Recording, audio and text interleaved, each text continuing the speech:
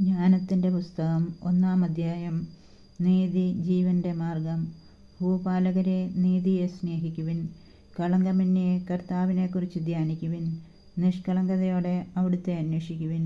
അവിടുത്തെ പരീക്ഷിക്കാത്തവർ അവിടുത്തെ കണ്ടെത്തുന്നു. അവിടുത്തെ അവിശ്വസിക്കാത്തവർക്ക് അവിടുന്ന് തന്നെ വെളിപ്പെടുത്തുന്നു. കുടിലബുദ്ധി മനുഷ്യനെ ദൈവത്തിൽ നിന്നകറ്റുന്നു. അവിടുത്തെ ശക്തിയെ പരീക്ഷിക്കുന്ന ഭോഷന്മാർ ശാസിക്കപ്പെടുന്നു. ജ്ഞാനം കപടഹൃദയത്തിൽ പ്രവേശിക്കുകയില്ല. പാപത്തിനടിമയായ ശരീരത്തിൽ വസിക്കുകയുമില്ല. വിശുദ്ധവും സുശിക്ഷിതവുമായ ആത്മാവ് വഞ്ചനയിൽ നിന്ന് ഓടിയകലുന്നു. മൂഢാലോചനകളോട് വേഗം വിട പറയുന്നു. അനീതിയുടെ സാമീപ്യത്തിൽ ലജ്ജിക്കുന്നു. ജ്ഞാനം കരുണാമയമാണ്, എന്നാൽ ദൈവദൂഷണം പറയുന്നവനെ വെറുതെ വിടുകയില്ല. ദൈവം മനസ്സിൻ്റെ സൂക്ഷ്മ വ്യാപാരങ്ങളെ അറിയുന്നവനും ഹൃദയത്തെ യഥാർത്ഥമായി നിരീക്ഷിക്കുന്നവനും നാവിൽ നിന്ന് ഉതിരുന്നത് കേൾക്കുന്നവനുമാണ്. കർത്താവിൻ്റെ ആത്മാവിനാൽ ലോകം നിറഞ്ഞിരിക്കുന്നു. എല്ലാറ്റിനെയും ആശ്ലേഷിക്കുന്ന അത് മനുഷ്യൻ പറയുന്നതറിയുന്നു. ദുർഭാഷണം നടത്തുന്നവൻ പിടിക്കപ്പെടും. നീതിയുടെ ശിക്ഷ അവനെ വെറുതെ വിടുകയില്ല. അധർമ്മിയുടെ ആലോചനകൾ വിചാരണയ്ക്ക് വിധേയമാക്കപ്പെടും. അവൻ്റെ വാക്കുകൾ കർത്താവിൻ്റെ മുൻപിൽ വരും. അത് അവൻ്റെ ദുർവ്യാപാരങ്ങൾക്ക് സാക്ഷ്യമായിരിക്കും. അസഹിഷ്ണുവായവൻ സകലത്തും കേൾക്കുന്നു. മുറുമുറുപ്പ് പോലും അവിടുത്തെ ശ്രദ്ധയിൽപ്പെടാതെ പോവുകയില്ല. നിഷ്പ്രയോജനമായ മുറുമുറുപ്പിൽ പെടരുത്. പരദൂഷണം പറയരുത്. രഹസ്യം പറച്ചിലിന് പ്രത്യാഘാതമുണ്ടാകും. നുണ പറയുന്ന നാവ് ആത്മാവിനെ നശിപ്പിക്കുന്നു. ജീവിതത്തിലെ തെറ്റുകൾ കൊണ്ട് മരണത്തെ ക്ഷണിച്ചു വരുത്തരുത്. സ്വന്തം പ്രവൃത്തി കൊണ്ട് നാശത്തെയും. ദൈവം മരണത്തെ സൃഷ്ടിച്ചില്ല. ജീവിക്കുന്നവരുടെ മരണത്തിൽ അവിടുന്ന് ആഹ്ലാദിക്കുന്നുമില്ല. നിലനിൽക്കാൻ വേണ്ടിയാണ് അവിടുന്ന് എല്ലാം സൃഷ്ടിച്ചത്. സൃഷ്ടികളെല്ലാം ആരോഗ്യമുള്ളവയാണ്. മാരകവിഷം അവയിൽ ഇല്ല. പാതാളത്തിന് ഭൂമിയിൽ അധികാരമില്ല.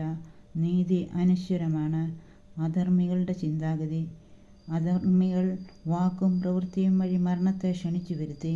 മിത്രമെന്ന് കരുതി അതുമായി സഖ്യം ചെയ്ത് സ്വയം നശിക്കുന്നു. അതിനോട് ചേരാൻ അവർ യോഗ്യരാണ്. അധ്യായം 2. അവർ മിഥ്യാസങ്കല്പത്തിൽ മുഴുകി. ജീവിതം ഹ്രസ്വവും ദുഃഖകരവുമാണ്. മരണത്തിന് പ്രതിവിധിയില്ല. പാതാളത്തിൽ നിന്ന് ആരും മടങ്ങി വന്നതായി അറിവില്ല. നമ്മുടെ ജനനം യാദൃച്ഛികമാണ്. ഒരിക്കലും ഉണ്ടായിരുന്നില്ല എന്ന വിധം നാം മറഞ്ഞുപോകും. നാസികയിലെ ശ്വാസം പുകയാണ്. ഹൃദയസ്പന്ദനം കൊണ്ട് ജ്വലിക്കുന്ന തീപ്പൊരിയാണ് ചിന്ത. അത് കെട്ടുകഴിഞ്ഞാൽ ശരീരം ചാരമായി. ആത്മാവ് ശൂന്യമായ വായു പോലെ അലിഞ്ഞില്ലാതാകും. ക്രമേണ നമ്മുടെ നാമം വിസ്മൃതമാകും. നമ്മുടെ പ്രവൃത്തികൾ ആരും ഓർമ്മിക്കുകയില്ല. ജീവിതം മേഘശകലം പോലെ മാഞ്ഞുപോകും. സൂര്യകിരണങ്ങളേറ്റ് ചിതറുന്ന, വെയിലേറ്റില്ലാതാവുന്ന മൂടൽ മഞ്ഞ് പോലെ അത് നശിക്കും. നമുക്ക് നിശ്ചയിച്ചിരിക്കുന്ന കാലം നിഴൽ പോലെ കടന്നു പോകുന്നു. മരണത്തിൽ നിന്ന് തിരിച്ചുവരവില്ല. അത് മുദ്രയിട്ട് ഉറപ്പിച്ചതാണ്. ആരും തിരിച്ചു വരികയില്ല. വരുവിൻ, ഇപ്പോഴുള്ള വിശിഷ്ട വസ്തുക്കൾ ആസ്വദിക്കാം.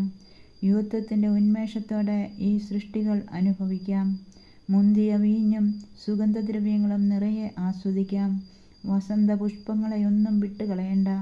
വാടും മുമ്പേ പനിനീർമൊട്ടുകൊണ്ട് കിരീടമണിയാം. സുഖഭോഗങ്ങൾ നുകരാൻ ആരും മടിക്കേണ്ട. ആഹ്ലാദത്തിൻ്റെ മുദ്രകൾ എവിടെയും പതിക്കാം. ഇതാണ് നമ്മുടെ ഓഹരി. ഇതാണ് നമ്മുടെ അവകാശം. നീതിമാനായ ദരിദ്രനെ നമുക്ക് പീഡിപ്പിക്കാം. വിധവയെ വെറുതെ വിടേണ്ട. വൃദ്ധൻ്റെ നരച്ച മുടിയെ മാനിക്കരുത്. കരുത്താണ് നമ്മുടെ നീതിയുടെ മാനദണ്ഡം. ദൗർബല്യം പ്രയോജനരഹിതമെന്ന് സ്വയം തെളിയുന്നു. നീതിമാനെ നമുക്ക് പതിയിരുന്ന് ആക്രമിക്കാം. അവൻ നമുക്ക് ശല്യമാണ്. അവൻ നമ്മുടെ പ്രവൃത്തികളെ എതിർക്കുന്നു. നിയമം ലംഘിക്കുന്നതിനെയും ശിക്ഷണവിരുദ്ധമായി പ്രവർത്തിക്കുന്നതിനെയും കുറിച്ച് അവൻ നമ്മെ ശാസിക്കുന്നു. തനിക്ക് ദൈവിക ജ്ഞാനമുണ്ടെന്നും താൻ കർത്താവിൻ്റെ പുത്രനാണെന്നും അവൻ പ്രഖ്യാപിക്കുന്നു. അവൻ നമ്മുടെ ചിന്തകളെ കുറ്റം വിധിക്കുന്നു. അവനെ കാണുന്നത് തന്നെ നമുക്ക് ദുസ്സഹമാണ്. അവൻ്റെ ജീവിതം നമ്മുടേതിൽ നിന്ന് വ്യത്യസ്തമാണ്. മാർഗങ്ങൾ അസാധാരണവും. അവൻ നമ്മെ അധമരായി കരുതുന്നു. നമ്മുടെ മാർഗങ്ങൾ അശുദ്ധമെന്ന പോലെ അവൻ അവയിൽ നിന്നൊഴിഞ്ഞു മാറുന്നു. നീതിമാൻ്റെ മരണം അനുഗ്രഹീതമെന്ന് അവൻ വാഴ്ത്തുന്നു. ദൈവം തൻ്റെ പിതാവാണെന്ന് അഹങ്കരിക്കുകയും ചെയ്യുന്നു. അവൻ്റെ വാക്കുകൾ സത്യമാണോ എന്ന് പരീക്ഷിക്കാം. അവൻ മരിക്കുമ്പോൾ എന്ത് സംഭവിക്കുമെന്ന് നോക്കാം. നീതിമാൻ ദൈവത്തിൻ്റെ പുത്രനാണെങ്കിൽ അവിടുന്ന് അവനെ തുണയ്ക്കും, ശത്രുകരങ്ങളിൽ നിന്ന് മോചിപ്പിക്കും. നിന്ദനവും പീഡനവും കൊണ്ട് അവൻ്റെ സൗമ്യതയും ക്ഷമയും നമുക്ക് പരീക്ഷിക്കാം. അവനെ ലജ്ജാകരമായ മരണത്തിന് വിധിക്കാം. അവൻ്റെ വാക്ക് ശരിയെങ്കിൽ അവൻ രക്ഷിക്കപ്പെടുമല്ലോ. അവർ ഇങ്ങനെ ചിന്തിച്ചു, എന്നാൽ അവർക്ക് തെറ്റുപറ്റി. ദുഷ്ടത അവരെ അന്ധരാക്കി. ദൈവത്തിൻ്റെ നിഗൂഢ ലക്ഷ്യങ്ങൾ അവർ അറിഞ്ഞില്ല. വിശുദ്ധിയുടെ പ്രതിഫലം പ്രതീക്ഷിച്ചില്ല. നിരപരാധർക്കുള്ള സമ്മാനം വിലവെച്ചില്ല. ദൈവം മനുഷ്യനെ അനശ്വരതയ്ക്ക് വേണ്ടി സൃഷ്ടിച്ചു. തൻ്റെ അനന്തതയുടെ സാദൃശ്യത്തിൽ നിർമ്മിച്ചു. പിശാചിൻ്റെ അസൂയ നിമിത്തം മരണം ലോകത്തിൽ പ്രവേശിച്ചു. അവൻ്റെ പക്ഷക്കാർ അതനുഭവിക്കുന്നു. അധ്യായം 3. നീതിമാന്റെയും ദുഷ്ടൻ്റെയും പ്രതിഫലം.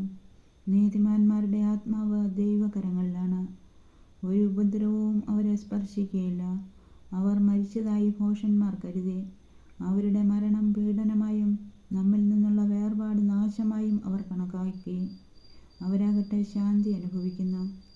ശിക്ഷിക്കപ്പെട്ടവരെന്ന് മനുഷ്യദൃഷ്ടിയിൽ തോന്നിയാലും അനശ്വരമായ പ്രത്യാശയുള്ളവരാണവർ. ദൈവം അവരെ പരിശോധിക്കുകയും യോഗ്യരെന്ന് കാണുകയും ചെയ്തു. അല്പകാല ശിക്ഷണത്തിന് ശേഷം അവർക്ക് വലിയ നന്മ കൈവരും.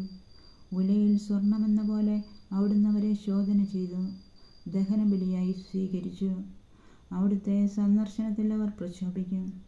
വൈക്കോലിൽ തീപ്പൊരി എന്ന പോലെ അവർ കത്തിപ്പടരും. അവർ ജനതകളെ ഭരിക്കും, രാജ്യങ്ങളുടെ മേൽ ആധിപത്യം സ്ഥാപിക്കും. കർത്താവ് അവരെ എന്നേക്കും ഭരിക്കും. അവിടുത്തെ ആശ്രയിക്കുന്നവർ സത്യം ഗ്രഹിക്കും. വിശ്വസ്തർ അവിടുത്തെ സ്നേഹത്തിൽ വസിക്കും. അവിടുത്തെ തിരഞ്ഞെടുക്കപ്പെട്ടവരുടെ മേൽ അവിടുന്ന് കരുണയും അനുഗ്രഹവും വർഷിക്കും. വിശുദ്ധരെ അവിടുന്ന് പരിപാലിക്കുന്നു. നീതിമാനെ അവഗണിക്കുകയും കർത്താവിനെ ധിക്കരിക്കുകയും ചെയ്തതിനാൽ അധർമ്മിക്ക് അവൻ്റെ ചിന്തയ്ക്കൊത്ത് ശിക്ഷ ലഭിക്കും. ജ്ഞാനവും പ്രബോധനവും പുച്ഛിച്ചു തള്ളുന്നവൻ്റെ നില ശോചനീയമാണ്. അവരുടെ പ്രത്യാശ വ്യർത്ഥവും പ്രയത്നം നിഷ്ഫലവുമാണ്. അവർ ഉണ്ടാക്കുന്നത് നിരുപയോഗവുമാണ്.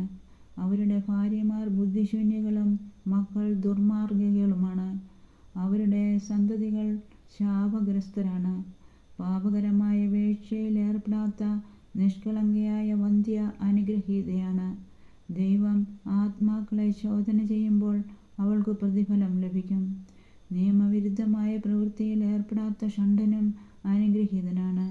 നിയമവിരുദ്ധമായ പ്രവൃത്തിയിൽ ഏർപ്പെടുകയോ കർത്താവിനെതിരെ അകൃത്യങ്ങൾ ആലോചിക്കുകയോ ചെയ്യാത്ത ഷണ്ഡനും അനുഗ്രഹീതനാണ്.